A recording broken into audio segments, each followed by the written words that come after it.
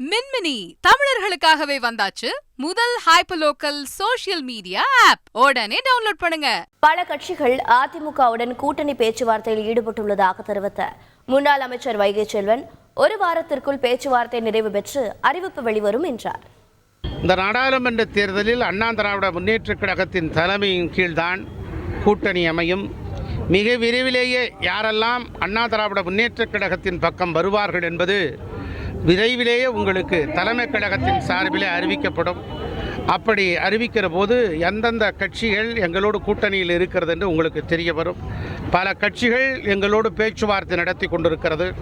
அந்த கட்சிகள் எந்தெந்த கட்சிகள் என்று இப்போது வெளிப்படையாக சொல்லிவிட முடியாது.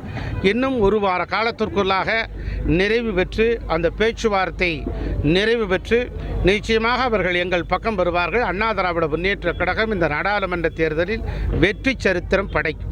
மின்மினி தமிழர்களுக்காகவே வந்தாச்சு முதல் ஹைப்பர்லோக்கல் சோஷியல் மீடியா ஆப். உடனே டவுன்லோட் பண்ணுங்க.